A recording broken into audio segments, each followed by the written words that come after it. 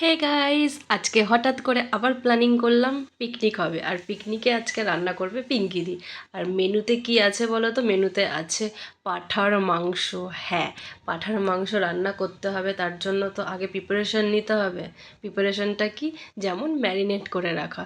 তার জন্য একের পর এক মশলা দিয়ে আমরা চিকেন বললাম কেন, পাঁঠার মাংসটাকে ম্যারিনেট করছি।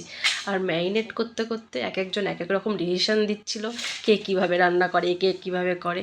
যাই হোক, সবার ডিসিশান মাথায় রেখে সবার বলা মশলা আমরা অ্যাড করলাম। দেখি আজকে সব রকম মশলা, সব রকম টেকনিক একসাথে করে পাঁঠার মাংসটা কেমন হয়। আর এখানে শুধু পাঁঠার মাংসতে শেষ না, শুধু ডাইরেক্ট ভাত আর মাংস হলে কি হবে, তার সাথে আছে মুসুরির ডাল পেঁয়াজ দিয়ে, আর আলু মাখা, পাঁপড় ভাজা, আর বিলতি আমড়ার চাটনি।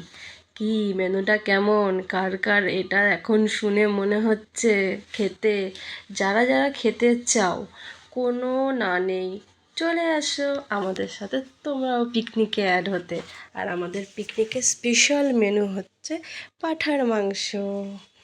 ইয়েস, তাড়াতাড়ি আসো, লেট করো না। আর আজকের ওয়েদারটা তো দারুণ, তোমরা দেখতেই পাচ্ছ। বাইরে জোরদার বৃষ্টি চলছে, আর এখানে আমাদের জোরদার রেসিপি বানানো চলছে। দেখেছো কত কিছু দিতে হয় মাংস ম্যারিনেট করার জন্য।